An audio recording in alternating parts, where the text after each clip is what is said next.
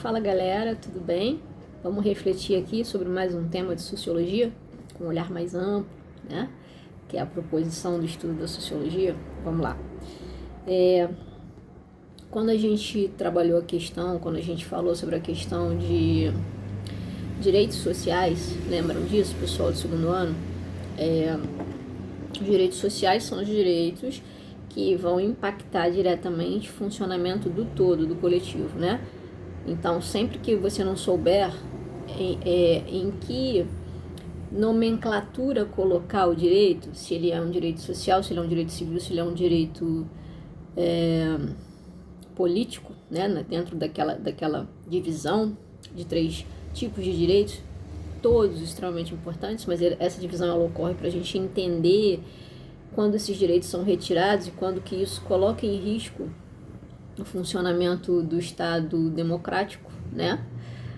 Ou quando isso caracteriza um Estado ditatorial, mas não é esse o enfoque do vídeo. Vamos pro direito social. Sempre que você tiver dúvida, você tem que perguntar se esse direito ele vai impactar liberdades individuais ou se ele vai impactar de imediato o funcionamento do coletivo. Se a resposta for vai impactar de imediato o funcionamento do coletivo, então é um direito social. Exemplo, questões relacionadas ao trabalho são direitos sociais, certo?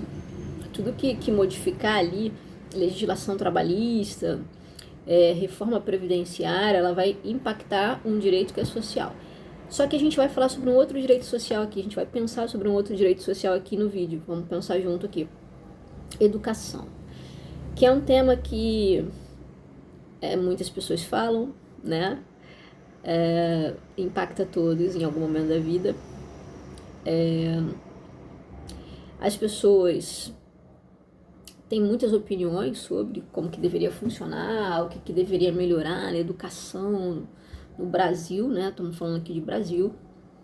E aí, queria pensar com vocês o seguinte. Você como aluno, estando na posição de aluno, o que você acha que poderia mudar no ensino, no sentido de estimular a quem está aí na posição de aluno a querer estudar, a achar que é uma atividade importante, que é uma atividade que traz, além da sua importância, uma vontade de ser realizada, tá? Existem muitas teorias de que o ensino, principalmente no ensino básico, né, que é onde nós estamos aqui, ensino escolar, né, o ensino básico que é composto pelo ensino fundamental, médio e a primeira infância ali, que na minha visão é o principal ensino que um país tem, porque sem ele você não tem nenhum outro, ele é a base, ele é a estrutura. Para você chegar no ensino universitário, você tem que ter uma boa base, por isso que ele se chama básico, ensino básico, né? E que é o menos olhado em termos de estrutura e reforma, e reformas que sejam coerentes, né, com o que se fala e o que se pratica, porque ocorre muito uma questão, e isso não ocorre só na área de educacional, não, mas geralmente as pessoas têm visões de funcionamento sobre algum tema que na maior parte das vezes está muito distante da prática daquele tema. Então, assim, esse debate é um debate importante para ser realizado principalmente por quem está ali na ponta, né? Os alunos, os professores, os diretores, o corpo escolar ali, né? E aí eu sempre faço essa pergunta nas salas de aula, que eu não estou podendo ter agora, né? Então vai ser aqui nesse bate-papo virtual. E aí quem estiver assistindo, quiser opinar e quiser escrever nos comentários, fica à vontade. Mas eu sempre faço uma pergunta para os alunos, que é o que você, se você tivesse poder no sentido institucional de alterar algo na prática diária do ensino na escola, o que você faria? E aí às vezes eu escuto umas histórias assim, que são interessantes, mas a gente tem que sempre dar uma filosofada para não ficar uma coisa, bom, isso aqui resolveria a questão, será? Porque na verdade a gente tem que ter o estudo e o ensino, ele é uma via de mão dupla, né? Então assim, às vezes você tem professores muito empolgados E vou te falar, conheço muitos colegas de trabalho, são empolgadíssimos. Geralmente o professor é uma pessoa empolgada, porque geralmente é alguém que faz o que gosta, né? Faz o que gosta numa sociedade em que essa profissão especificamente foi deixada de lado, né? Em termos de estruturais mesmo, né? A gente tem vários problemas na profissão. E aí aqui não é uma história vitimista, porque eu não sou uma pessoa assim, eu sei que inúmeras profissões têm problemas, mas falando especificamente da profissão do professor, muitas questões para resolver, até pela própria dinâmica da sociedade, da mudança da sociedade, isso foi deixando de lado, isso foi sendo deixado de lado e ficou só o discurso de que o professor como é que é muito que eu escuto? O professor ele tem uma formação ruim. Olha, muitos professores do ensino básico são estudiosos, continuam estudando, são pessoas empolgadas. Então, assim, esse discurso ele é bastante simplista e ele é um discurso muito típico da sociedade atual, que é vamos culpar alguém, né? Vamos culpar alguém lá da ponta, vamos culpar o professor. Mas não quero entrar nesse mérito aqui não, porque o discurso aqui não é para valorização do professor, apesar disso ser extremamente necessário. Tentando analisar aqui o que seria interessante ser feito para estimular quem está aprendendo. E óbvio, porque é uma via de mão dupla, quem está ensinando também, né? Então eu escuto muito, alguns alunos falam assim, mas professora, seria legal se as aulas fossem mais dinâmicas. E aí eu acho interessante, mas ao mesmo tempo fico com uma interrogação. O que seria uma aula mais dinâmica? Uma aula que sai muito do formato explicação e participação dos alunos com a explicação, ela vai ser, na verdade, uma aula para ser feita vez ou outra, né?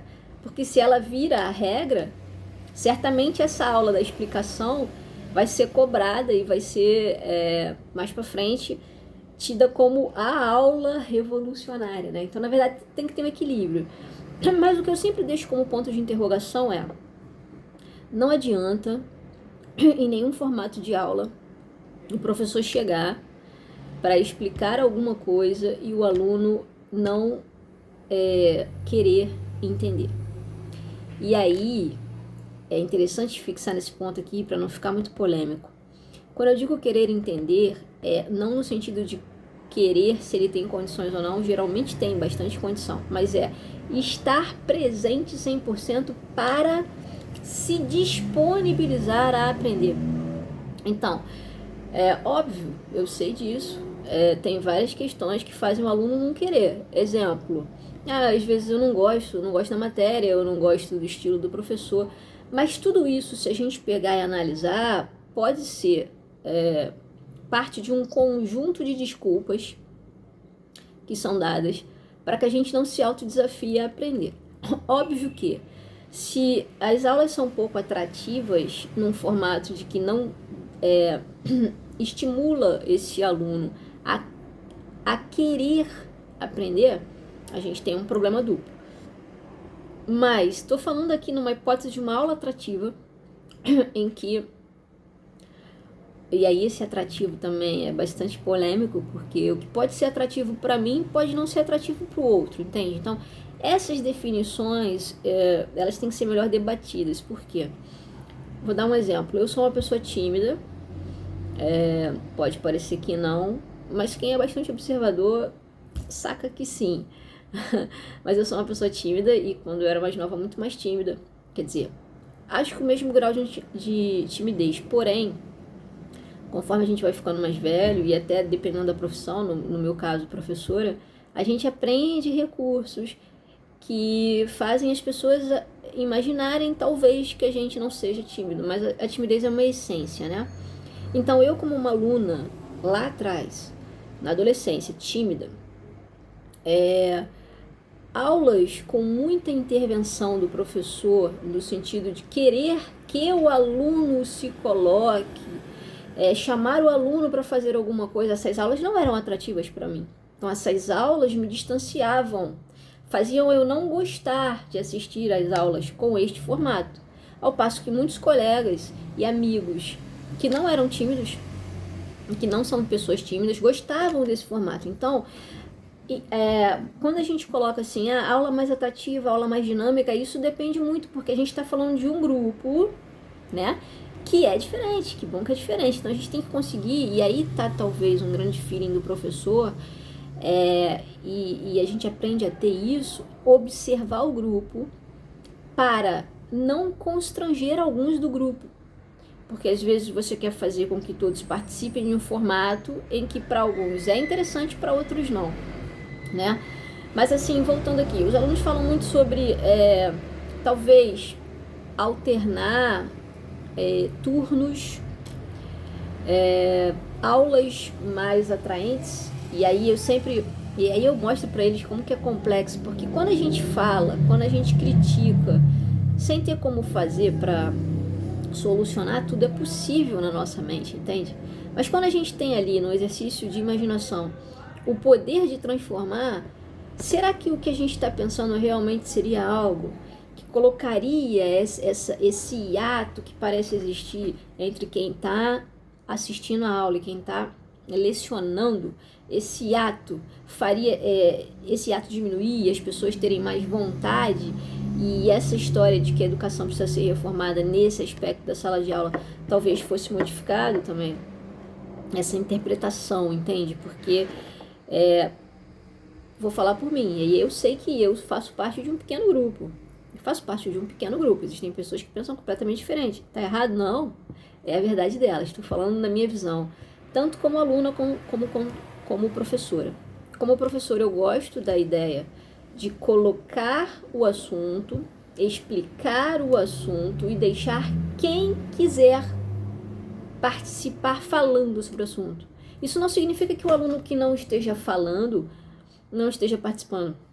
A participação ativa, ela não é só na fala, ela é principalmente prestando atenção e refletindo sobre aquilo ali, porque o estudo é uma reflexão. Então, um professor vai colocar uma questão, algum tópico, alguma situação nova, que talvez você nunca tenha pensado, e depois o estudo vai se dar muito mais depois da aula do que na aula em si. A aula em si é só existe isso aqui. Se você não parar para pensar sobre isso a posteriori, você não está estudando. Você, na verdade, teve uma informação sobre alguma coisa. Então, o estudo, ele passa muito também por uma questão de comprometimento. Eu tenho vontade de aprender. Se eu não tenho vontade, me coloco à disposição para tentar compreender algo. Então, essa parte que é do aluno, ela é fundamental. Então, não adianta você ter uma estrutura. E aí eu não estou dizendo que não tenha que ter, tá? Óbvio que uma boa estrutura, bom material para ser trabalhado, você poder utilizar hoje em dia o que a gente está utilizando agora, a internet, que vai ficar cada vez mais presente nas salas de aula, certamente, porque é uma nova sociedade, uma nova configuração que se desenha. Mas o que eu estou querendo dizer é o seguinte: se não houver vontade, e aí é interessante, porque eu sempre falo sobre isso não só em relação à educação, professor, aluno. Se não houver vontade em relação a nada na vida, nada sai do lugar. Então, assim, o que faz as coisas funcionarem, num primeiro momento, é a vontade de que elas ocorram. Então, a educação, ela é uma via de mão dupla, e é necessário que esse professor tenha estímulo, além do que ele já tem, para desenvolver seu trabalho, e que o aluno também tenha vontade de estudar. E aí, eu sempre cito várias questões referentes a... Se você entra no terceiro ano, num cursinho pré-vestibular, e aí você assiste a sua aula da escola de manhã, faz o cursinho à tarde, passa o dia inteiro fora de casa, volta para casa e não estuda em casa, não vai adiantar. Ao passo que, quer dizer, pode ser que não adiante, né? há uma grande probabilidade de não adiantar. A gente não pode definir nada, cada caso é um caso. Mas o que eu quero dizer é o seguinte: se o aluno não estudar além do que ele está vendo na sala de aula, o processo de educação não se realiza totalmente. E aí, óbvio, tem várias questões sociais aí que devem ser abordadas, né? E aí isso ficou nítido agora com a pandemia, que tá todo mundo em casa. Óbvio que não é só estar em casa e não é só ter vontade, você tem que ter sim uma estrutura que te possibilite dentro de casa uma tranquilidade no meio do caos, né? Muita gente vive isso. Tem que achar uma tranquilidade para poder mergulhar ali em algo no campo abstrato. Estou sabendo de tudo isso. Tirando esses dados, estou falando que tudo em condições normais de temperatura e pressão, que é bastante difícil de ser conseguido, mas vamos nessa suposição, em condições normais de temperatura e pressão, tem que ter esse item extremamente importante que é: eu quero estudar e eu vou estudar com o intuito de aprender, não com o intuito de conseguir um diploma, terminar o ensino médio, o ensino básico, enfim, tá? Mas assim, na verdade são ideias aqui, eu tô falando muito mais da minha visão. A minha visão, como eu mesmo tô dizendo, é minha, ela não é a verdade do universo, não existe verdade do universo. Eu tô querendo só pensar sobre e pensar junto com vocês, e aí é difícil isso em formato de vídeo, porque eu não consigo conversar com vocês. Se a gente estivesse em sala de aula, isso seria um grande debate, né? E aí é interessante para a gente ver também como que tudo é muito complexo de ser realizado, e o que não significa que não deva ser tentado, mas tem questões, na verdade são vários fatores que a gente tem que tentar solucionar para que essa educação fique mais próximo do ideal, né? Mas como eu estava falando aqui, é muito difícil colocar um tema para um debate, quando na verdade é um vídeo, né? Mas o que vocês pensarem sobre o que... Eu sei que cada um pensa sobre isso, principalmente quem está na ponta na educação ali, principalmente alunos e professores. E o debate tem que passar por eles. Se não passar por eles, vai ficar um debate capenga, né? E aí é interessante, eu gostaria muito que os alunos que estiverem assistindo, ou as pessoas interessadas no tema, colocassem aqui no comentário para a gente debater, mesmo que por texto, o que seria interessante ser pensado em termos educacionais no Brasil, para melhoria dessa educação, que é tão falada em ano eleitoral, é tão falado por todo mundo diz que tem que melhorar, mas vamos lá, o que a gente precisa fazer de fato, o que precisa ser feito para que esse elo entre quem leciona e quem aprende, que na verdade é misturado, né? Quem leciona também aprende, né? E quem aprende também leciona, não no formato institucional, mas ensina muito pra gente, pros professores, o que é necessário ser feito e de forma prática para que a gente tenha essa conexão real e que a educação se dê de uma forma mais eficiente, tá bom? Então, já falei muito, acho que é o meu maior vídeo aqui do canal, mas depois a gente volta a esse assunto. Por enquanto é só isso.